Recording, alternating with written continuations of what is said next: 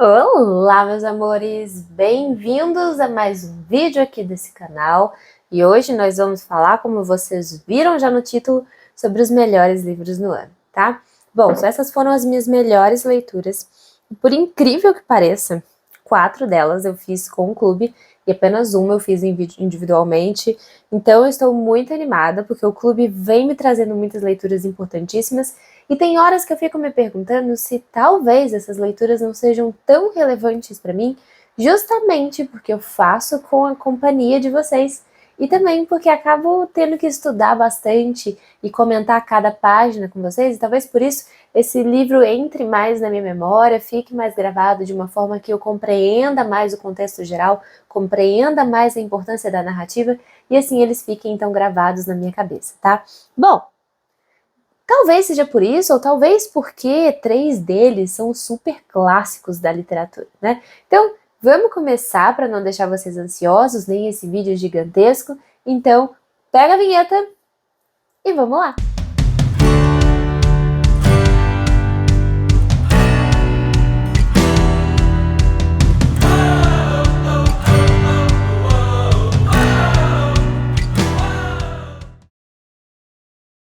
Como eu gosto de suspense, eu vou começar, obviamente, pelo 5º lugar. E o 5º lugar dessa lista vai ser o sensacional livro que está na lista, graças a Deus, pelo menos um nacional, dos mais vendidos aqui no Brasil, nas grandes plataformas, né? Que é o Tudo é Rio, da Carla Madeira. Que foi, sim, um livro que a gente leu com o clube. Um livro que todo mundo, praticamente, gostou da leitura. É um livro ali de suas 200 páginas, extremamente denso, com muitos acontecimentos. Tudo é uma obra-prima, né? É um best-seller que eu acredito que futuramente vai virar um grande clássico nacional, né? Bom, aqui em Tudo é Rio a gente vai acompanhar a história de Dalva e Venâncio. Dalva e Venâncio são um casal praticamente perfeitos, tá? Tudo vai muito bem, as pessoas da cidade, é uma cidadezinha pequena do interior, têm inveja do relacionamento deles, porque o Venâncio é simplesmente louco e apaixonado por Dalva, faz tudo por ela, e o relacionamento deles é aqueles de cinema. Até que a Dalva acaba engravidando desse relacionamento, e o Venâncio vai ter que dividir agora esse amor da Dalva com o filho que tá para nascer. E a gente vai começar a entender que talvez esse amor do Venâncio pela Dalva não seja tanto um amor racional. Talvez ele seja permeado ali com umas pitadinhas de obsessão. Mas esse livro não é só sobre a Dalva e o Venâncio. Esse livro também é sobre a Lucy. Quem que é a Lucy, gente? A Lucy é aquele ponto-chave desconfortável dessa narrativa. Aquela personagem diferente de tudo que a gente já viu. Já que, afinal de contas, a Lucy ela é uma prostituta, mas ela é uma prostituta que gosta de ser prostituta. A gente tem o hábito de imaginar aquelas prostitutas que estão nessa área e fazem esse trabalho porque não tinham outra coisa para poder fazer. Elas precisam se sustentar e acabam caindo nessa vida justamente porque não tem outra saída, não tem outra escapatória, né? Mas a Lucy não. A Lucy, ela gosta de ser prostituta, ela gosta de ter um homem diferente cada noite, ela gosta de se sentir amada. Afinal de contas, ela é a prostituta mais cara ali da onde ela trabalha, os homens a desejam e ficam com as outras só porque ela que decide com quem ela vai dormir. Ela é uma prostituta dona da própria vida e ela tá ali porque ela quer. Portanto, ela recebe muitos presentes, ela é muito adorada. O fato é que a história da Lucy vai se cruzar com a história da Dalva e do Venâncio, tá? Dentro desse relacionamento tão lindo e tão maravilhoso que a Dalva e o Venâncio vão ter, vai acontecer uma perda que vai ser talvez irrecuperável. E essa perda vai desestruturar completamente o relacionamento da Dalva e do Venâncio. E eles vão ficar meses, muitos meses, sem conversar e até mesmo sem se tocar. E o Venâncio, então, decide procurar um certo conforto ali no estabelecimento onde a Lucy trabalha. Só que o Venâncio, ele também não tá feliz. né? Ele só tá indo naquele local para poder satisfazer as suas necessidades, mas ele não quer. Ele não quer ficar com ninguém, ele quer escolher qualquer uma para fazer as necessidades dele ali e pronto. A Dalva bate o olho nele e fala: é ele que eu quero. Só que o Venâncio recusa. Por quê? Porque, de certa forma, o Venâncio ele também está se castigando pelo que aconteceu no relacionamento dele com a Dalva. Mas a Lucy não desiste, afinal de contas, a Lucy nunca foi rejeitada por ninguém. E aí a gente vai começar um relacionamento de obsessão com uma terceira ponta, né?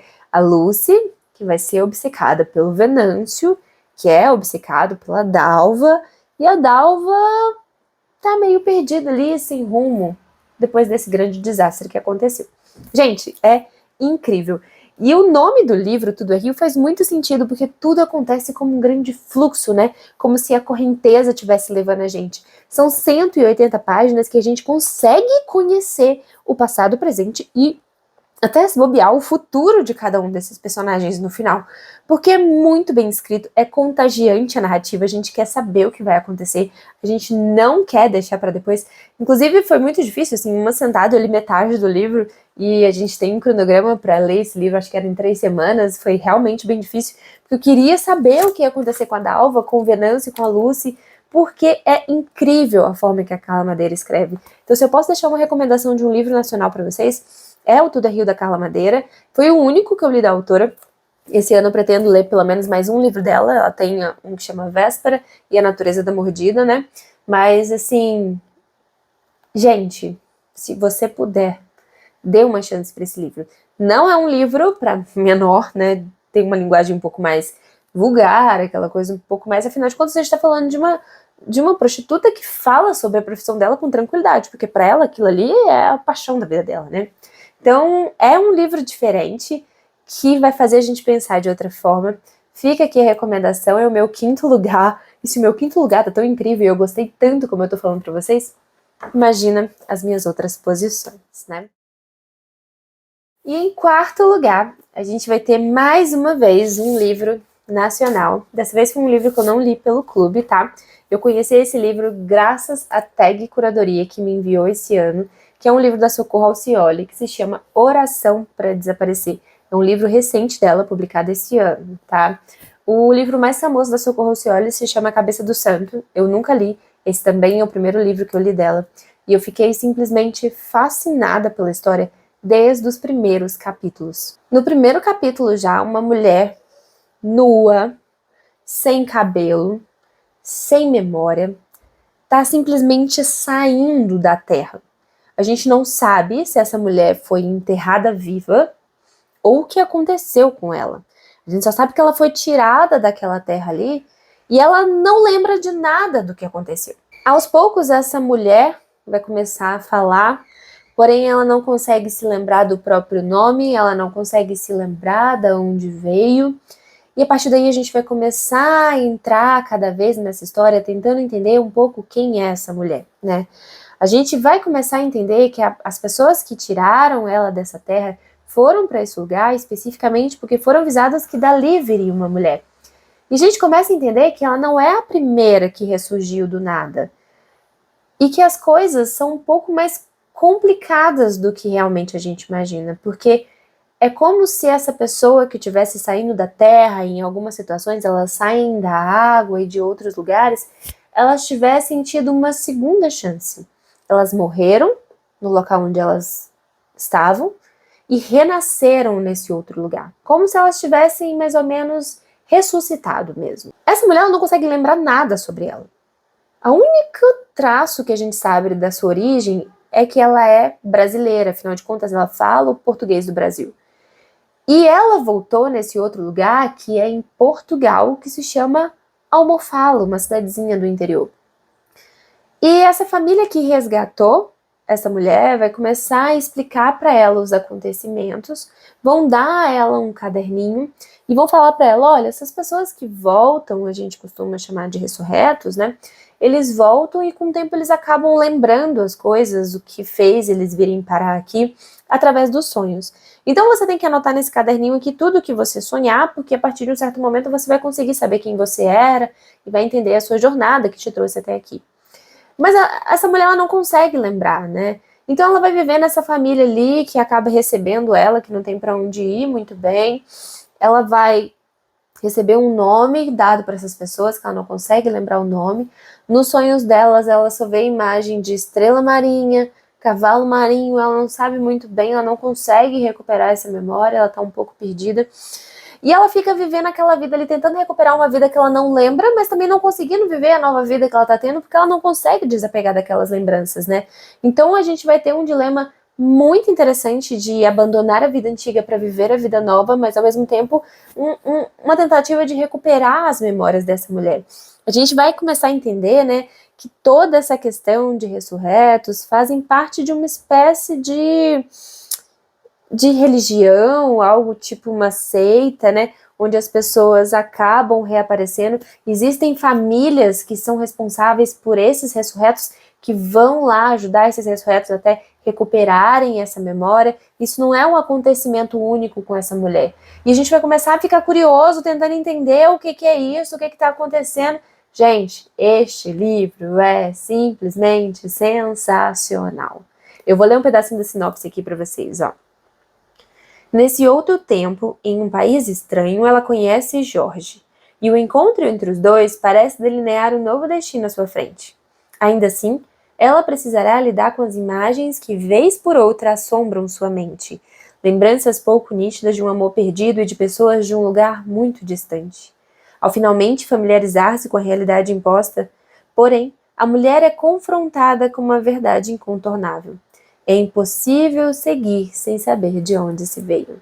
É incrível, gente. A Socorro Alcioli vai misturar aqui realismo mágico com religiões, com história. É muito, muito bacana. É um livrinho curtinho, mais uma vez, que é uma característica dos livros brasileiros, né? A gente tem uma potência em livros de 200 páginas que trazem uma história incrível e super carregada, né? Outros países deviam, talvez, entender isso. Gente, é simplesmente sensacional. Dá vontade de marcar o livro inteiro. Você fica encucado desde o início o que acontece, qual que é a explicação para esses acontecimentos. E a gente só vai saber na última página, realmente, o que aconteceu com essa mulher. Quem é essa mulher, o nome dela, da onde ela veio. É incrível. Recomendo essa leitura, tá? Veio pela TEI Curadoria, mas tem as edições, acho que é da Companhia das Letras. Então, leiam. Socorro Alcioli é simplesmente sensacional. E quando a gente fala de autor que sabe falar de cultura brasileira, a gente tá falando de Socorro Alcioli, tá? Ela é simplesmente incrível.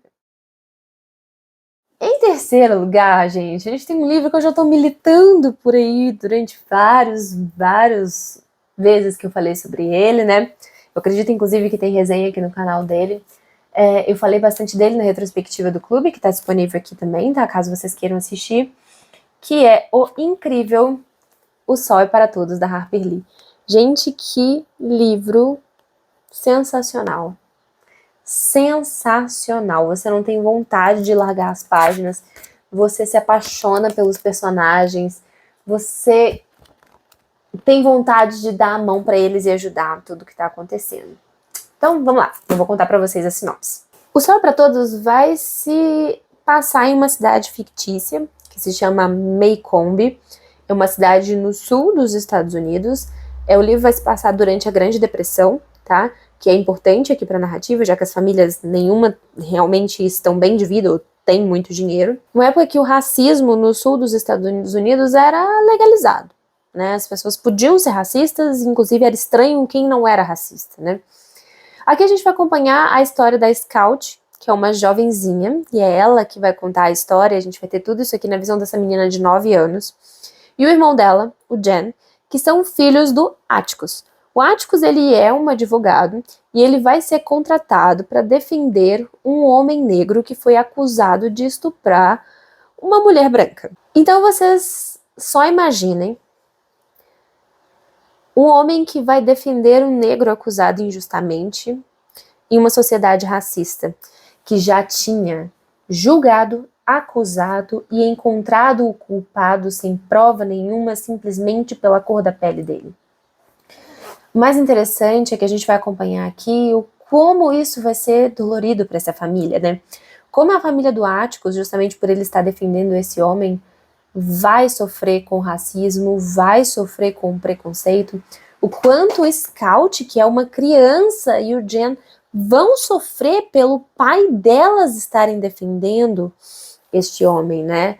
É mesmo este homem sendo inocente, mesmo este homem não tendo feito nada, a população da cidade vai cair matando em cima deles, né?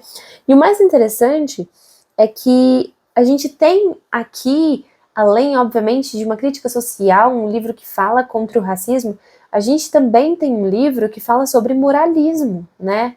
Um livro que fala sobre você passar as camadas do que é convencionalmente aceito para conseguir enxergar a verdade.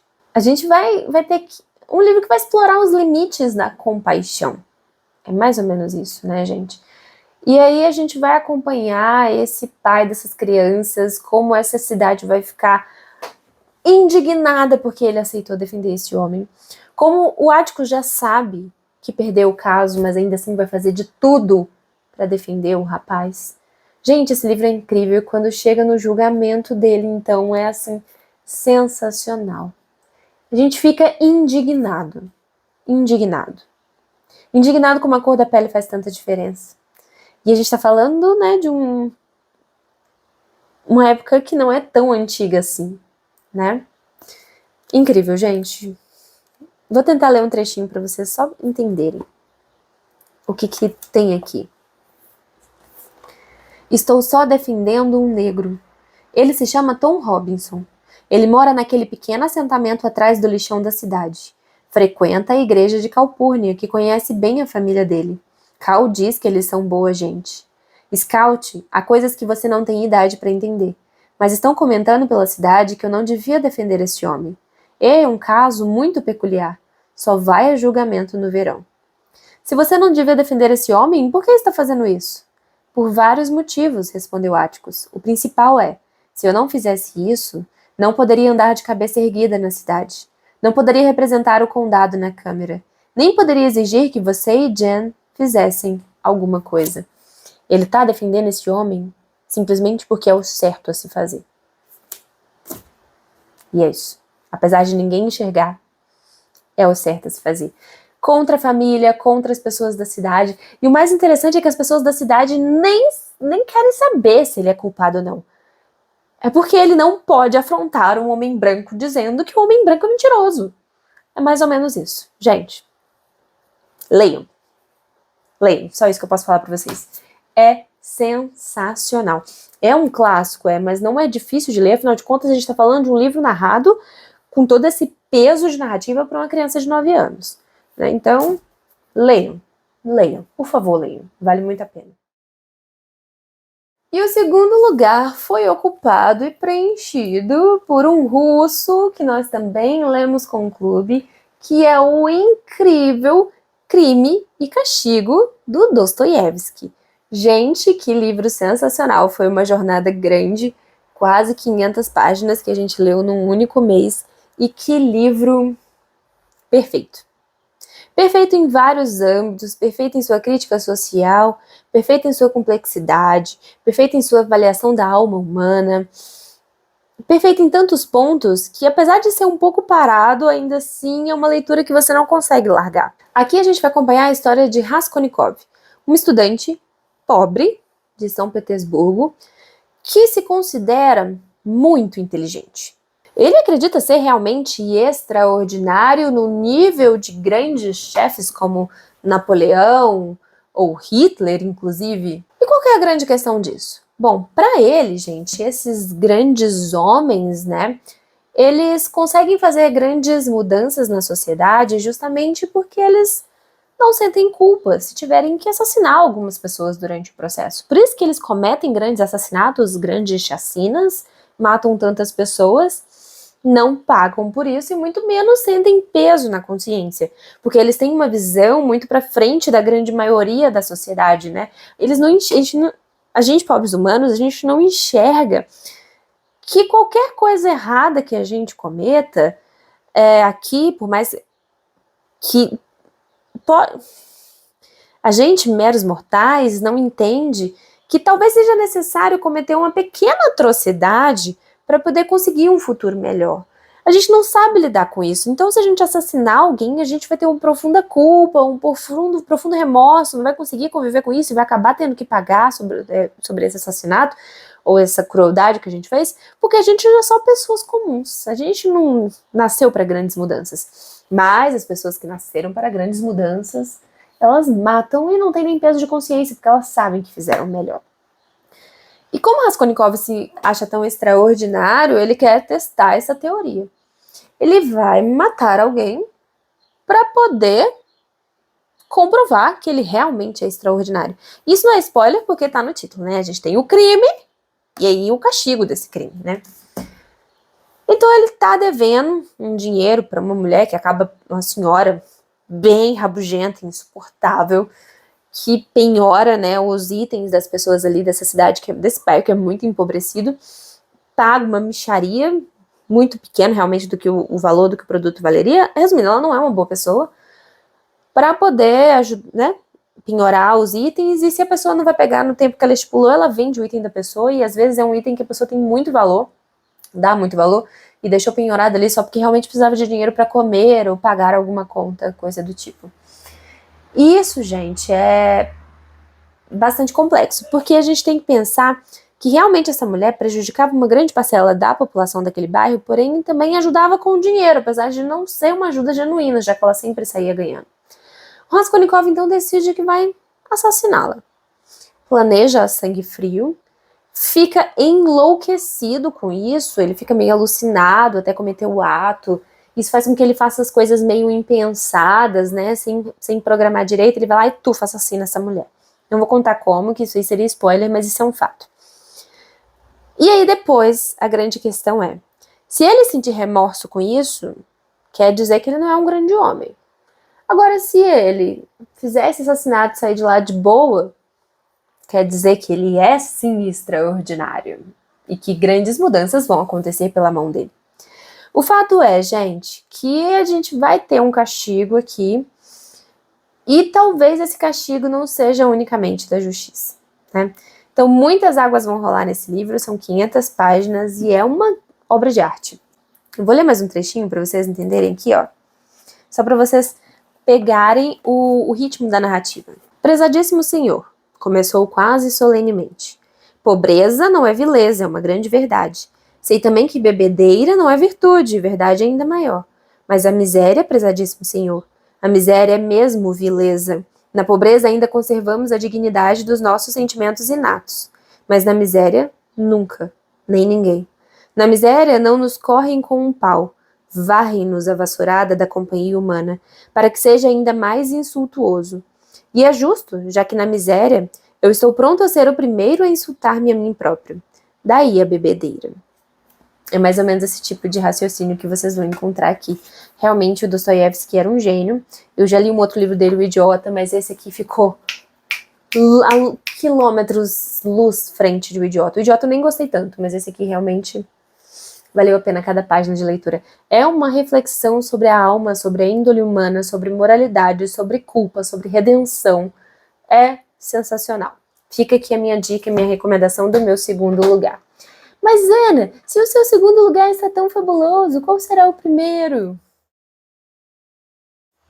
Só quem não me conhece não sabe quem é o primeiro lugar, gente. Este é o meu amado, favorito, vangloriado, louvado e adorado favorito do ano. A Cor Púrpura, da Alice Walker. Gente, que livro sensacional. Eu tenho uma resenha bem completinha dele, vou deixar aqui no chat, tá? Pra vocês. No chat não, no card, pra vocês verem. Eu só vou comentar com vocês um pouquinho sobre a história, né? Aqui a gente vai acompanhar a história de Celie, mas não vai ser uma narrativa. A gente vai acompanhar toda a história da vida da Celie através de cartas, que inicialmente ela vai escrever para Deus. E como as cartas são para deuses, vai fazer com que a Celie transborde a sua alma de uma forma mais honesta possível. Já que se fosse para uma outra pessoa, ela podia mentir. Mas para Deus é uma forma de desabafo da alma. E a gente vai acompanhar a história de atrocidades que a Celie vive. A Celie vive numa comunidade muito pobre, e esse livro vai falar basicamente todas as dificuldades que uma mulher sofre, uma mulher negra, em uma sociedade pobre. É chocante como ela é desumanizada de todas as formas possíveis. A primeira carta já deixa a gente chocado no nível que dá vontade de vomitar. A Celie recebeu e sofreu todos os abusos possíveis e imagináveis que um ser humano pode sofrer. E ainda assim, ela segue vivendo, segue tentando encontrar quem ela é. Ela é abusada pelo pai, ela é abusada pelo marido, e ela é forçada a se casar com esse marido. Ela vive para cuidar dos outros e ser agredida, até que em um determinado momento o seu marido vai levar a sua amante para dentro de casa, mas é essa amante que vai fazer a vida de Celie mudar e vai fazer ela enxergar uma nova forma de viver. Esse livro é sensacional, gente. Vai falar sobre sororidade entre mulheres, vai falar sobre a força feminina, vai falar sobre um círculo de pessoas que te ajudam a crescer, a andar. Vai falar de como é sair da profunda miséria, e eu tô falando miséria de alma, miséria de dinheiro, miséria de tudo que vocês puderem imaginar. Conseguir se desvincular disso e viver uma nova vida, se reconhecer e se entender como pessoa. Esse livro é simplesmente sensacional. Eu amo narrativas escritas no formato epistolar, porque eu acho que isso entra de uma forma diferente, a gente vai acompanhando e entendendo a narrativa de uma forma diferente, e aqui a gente vai acompanhar a história da Celie criança até ela mulher adulta, já enfrentando e vivendo a própria vida, né? Então é muito interessante a gente acompanhar como que a sociedade fez tudo para destruir a Celie e ela não permitiu. Ela não permitiu, né? Também vai contar, além da história de Celie, a história da irmã de Celie. Nete e a Celie foram separadas pelo próprio marido da Celie. A Celie manda inúmeras cartas para Celie que nunca chegam, e a gente não sabe o que aconteceu com ela ou não até mais da metade do livro, né? E além de toda personagem mulher que aparece neste livro é simplesmente sensacional. Sensacional. Eu sou simplesmente apaixonada nessa história. Super recomendo essa leitura para vocês. Esse é meu top 1 de 2023, o meu favorito do ano. Uma leitura incrível. Fica a recomendação de todos esses livros, são 5 livros incríveis, 5 livros sensacionais, são os meus melhores do ano. Eu gostei de praticamente todos os livros que eu li esse ano, foram 52 livros, mais de 40 eu dei mais de 4 estrelas, outros eu dei 3, né, que vocês vão descobrir no próximo vídeo, de piores do ano, mas esses 5, assim, ganharam o meu coração, além de 5 estrelas, são favoritos da vida, e eu recomendo que vocês leiam todos eles. É isso, gente. Vejo vocês no nosso próximo vídeo. Até a próxima. Tchau!